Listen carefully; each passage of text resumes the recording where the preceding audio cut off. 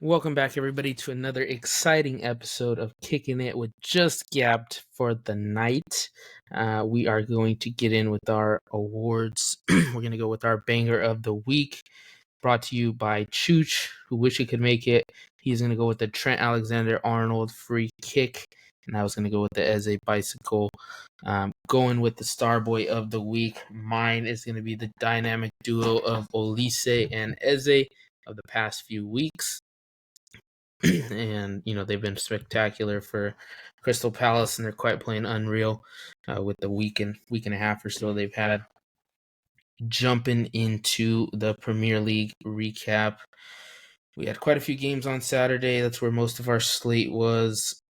We had Luton versus Brentford in a really, really big game for the bottom of the table. We had Luton absolutely get whooped by Brentford 5-1. Just unreal scenes there. Luton look to be down in the dumps for right now. Really bad week for them.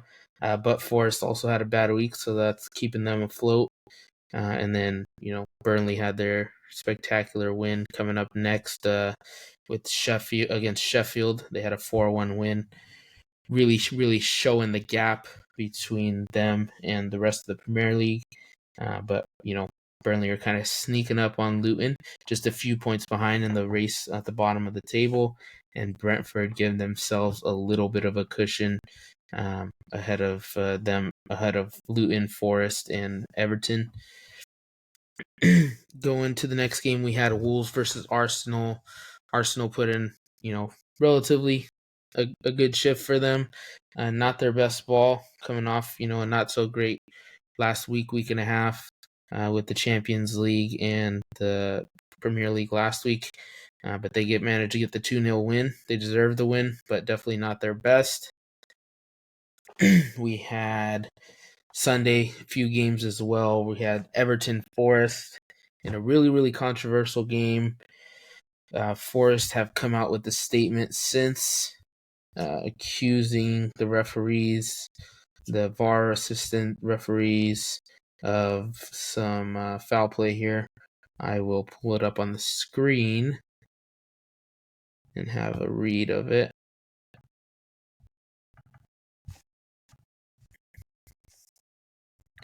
All right, so here, Nottingham Forest has today submitted a formal request to the PGMOL to release into the public domain and the audio recordings between officials during yesterday's match against Everton at Goodison Park. The club has requested to be shared 3 key match incidents: Ashley Young's challenge on Giovanni Reina in the 24th minute, Ashley Young's handball in the 44th minute, and Ashley Young's challenge on Callum Hudson-Odoi in the 56th minute. We firmly advocate for the broader football community and supporters to have access to the audio and transcript in full transparency, ensuring the integrity of our sport is upheld. The one before that was, 3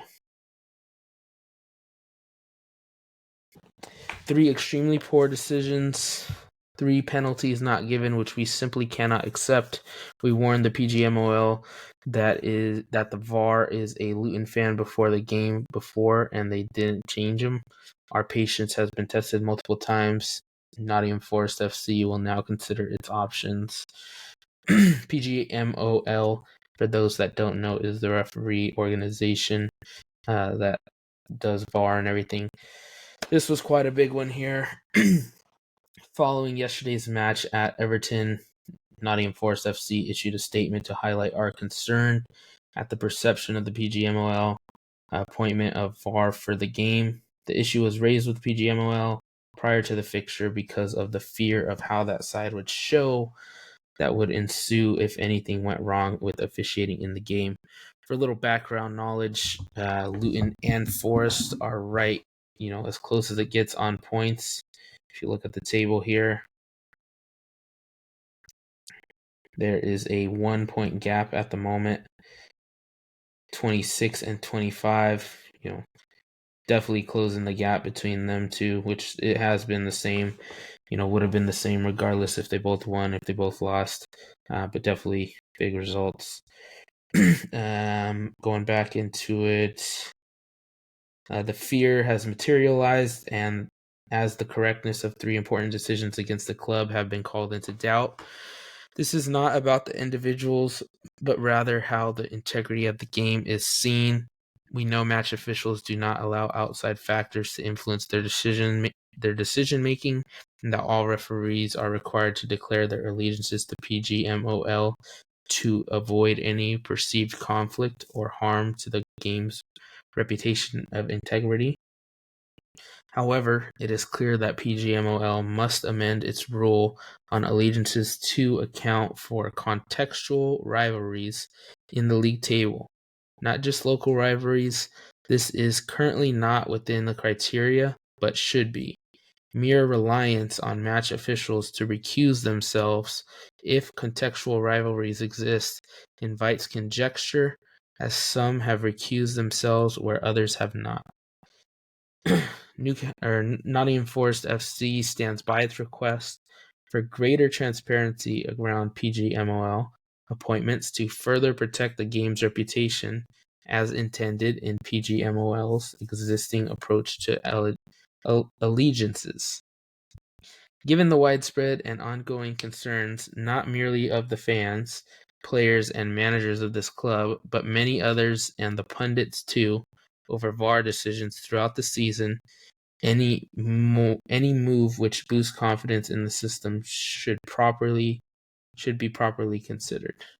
So everyone who's watched knows that VAR has been absolutely atrocious this season, as most seasons. It's mainly come down to a couple of things, such as offside lines being drawn, and such. Champions League has automated. Champions League has partially automated, just like the World Cup. Very, very similar. But we've also seen a few others we'll get to here a bit later in the FA Cup rulings. But we've seen them quite a bit this season for sure. Now going back to, I believe we left off on the Everton Forest game. So going back to the next game, we can get into the next spew of it. Villa Bournemouth. Villa absolutely obliterated them 3-1. Ollie Watkins has proven to be, one of the best in the world, I believe, as far as scoring and assisting from the number 9 spot. Kind of taking over Harry Kane's role in the league, as the all-around striker. He's done quite great this season. And then we had Crystal Palace versus the West Ham, which was a shocking result, in my opinion.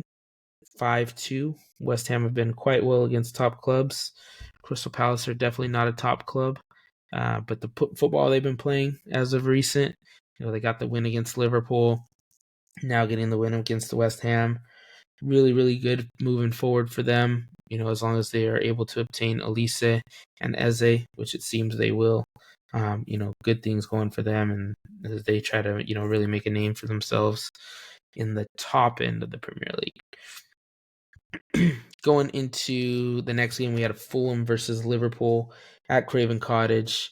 Game went into halftime at 1-1, but good teams find a way to win. Liverpool found a way to score 2 more good goals, and they got the win. No surprises there. Moving into the stat lines, we're going to go back. Cole Palmer, Erling Haaland both didn't play this weekend in the Premier League, so they sit up top with those 20 goals. Ollie Watkins gets to 19 and also becomes the new assist leader at 12. Solanke moves up to 18 goals as well. Alexander Isak at 17, Mo Salah 17, Bowen 15, Son 15, Foden and Saka at 14. Getting into the FA Cup, we had 2 massive games. First game Saturday, we had Manchester City versus Chelsea. Really back and forth, end-to-end game in some sense. Nico Jackson, probably the disaster class of the week. Had quite a few chances. Some really, really just insane moments that he really, really should have scored. I don't know that I saved the angle of his. He didn't even take a shot. Don't believe that I did. He didn't even take a shot against Ederson. He had a wide open goal on a 1v1, essentially. Not a 1v1, a 2v1, I guess you could say. The goalkeeper and a defender, but he had a clear wide open chance to shoot and refused to. But beyond that, he missed quite a few open chances. Could have put the game away early. In the first half, he had about 3 chances. The second half, probably about another 3. But just really disgusting class from him. Hate to see it, but raw talent for sure. He is still young. He's still got time, but it's still just quite unreal. Moving to the second half, Bernardo Silva does get the goal that wins them the game. City quite did dominate, but gave up quite a few counter chances, which is their weakness right now. That's just the type of ball that they live with and live or die with. But they did get the win. Huge result. They go to the final in a lackluster week for them, coming off the Champions League loss, but they should be back and should be able to cap things off in about a month. May 25th is the final. Moving to the next game, the Sunday game, we had Coventry versus Manchester United. Both these games were at Wembley on different days. United take a huge 3-0 lead for a majority of the game. Coventry do find a way back, though, in perhaps one of the best games I've seen all season. 71st minute, Coventry get a goal. 8 minutes later, another goal, and then a penalty in the +5 of, I believe it was a +6 match, and then they would have scored again just before the game ended, but once again they were absolutely robbed in what seems to be another disgusting VAR showing. Let's have a look here at the result of this offside that completely screwed over Coventry. As you can see here, there's a line drawn right just on this side, just this side of the blue. There's a line drawn for the Coventry player. Obviously no red on the player's foot. But if you absolutely scroll down, the blue is completely covering the toe of Wan-Bissaka. And this led to penalties, which eventually led to Manchester United winning. Keep in mind, Manchester United are a billion-dollar club. Them being in the final is better. For money. Not quite surprised. I mean, we've seen it all season, like we said. It should be 100% automated in the line.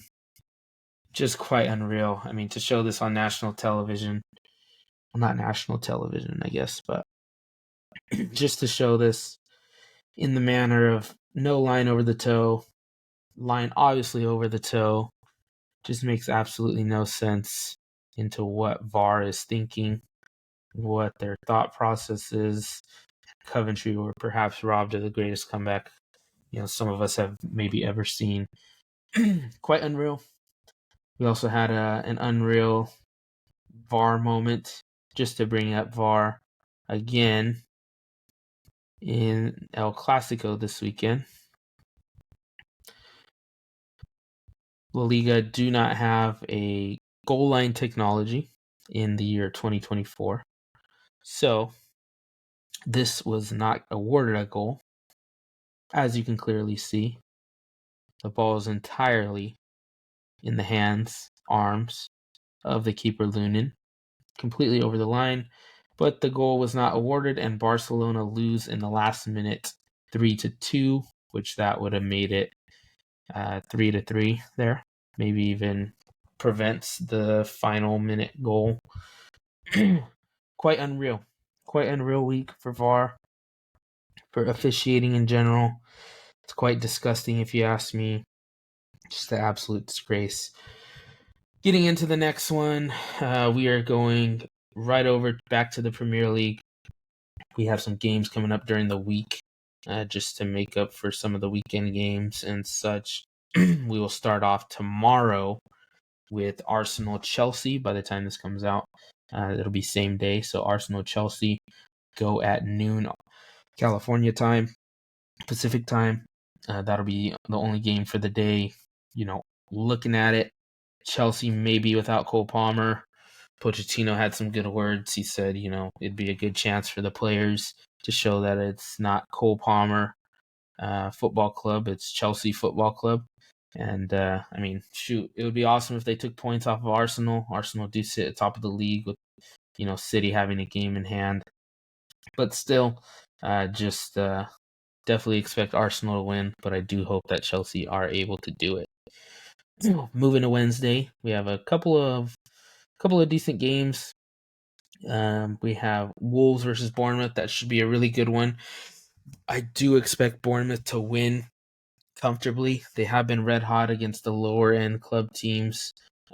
Did come off a loss against Villa, but Villa are quite up there. And then Wolves really just had a lackluster game this past week. But I do think Bournemouth will have in and what it takes to get the win. Going Palace, Newcastle would be the next one, starting about 15 minutes after the Wolves-Bournemouth game. Just given the way Palace have played as of recent, even though Newcastle are coming off a bit of a rest, I think that Palace they're playing too well right now. That dynamic duo, Elise Eze, is just working unreal right now. They're developing, they're getting older, they're growing to be better together. And the new management has definitely given them some hope and something to look forward to. I think they get the win by very narrow margins. But you never know with Newcastle. You can get one of the best teams, potentially up there in the league, or you can get where they're realistically at right now, which is the middle of the table. Moving to the next one, we have Everton versus Liverpool. Everton really gave themselves a cushion last week with the result.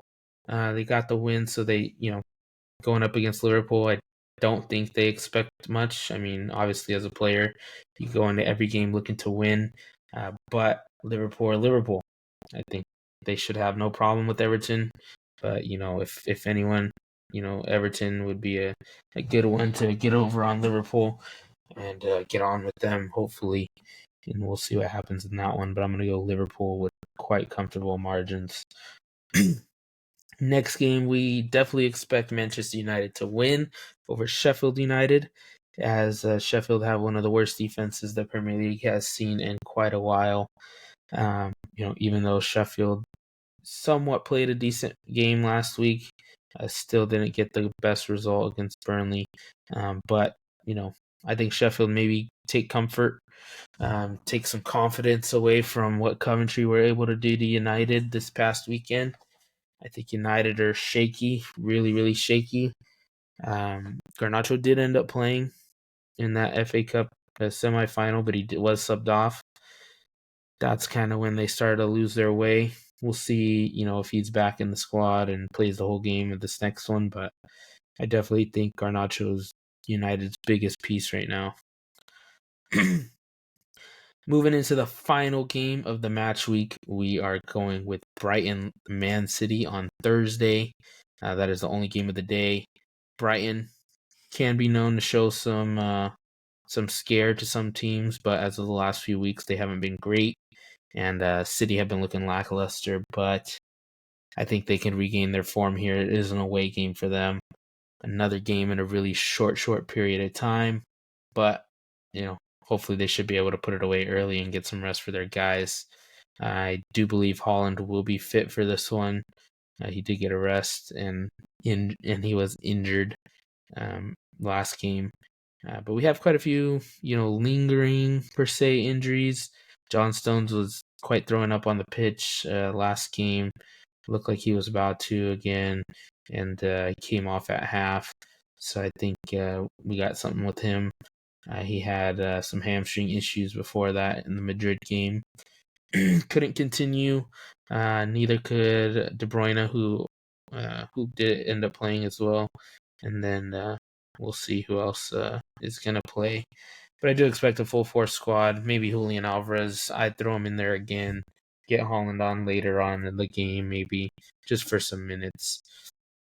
But yeah, I mean, City will then again, play again on Sunday. So really short time frames for them. But we'll see what happens there. And yeah, it's going to be a good week. Couple big games. I definitely think Arsenal Chelsea is the match of the week. And I'm interested myself in the Palace Newcastle game. I think that's the game I'll be watching versus anything else on Wednesday. But yeah, I hope Chelsea could pull through. Hope Everton beat Liverpool. I know Ivan's rooting for Chelsea for sure. I think he thinks they could do it. Not sure about without Cole Palmer. We'll find out what he thought of it next episode, and we will go from there. But we do have match weekends coming up after this as well. So we will be back on Thursday night recording for Friday morning episode. But yeah, just some good games. We'll see United and City in the FA Cup final on May 25th. Not sure what time that one will be showing, but it will be at Wembley.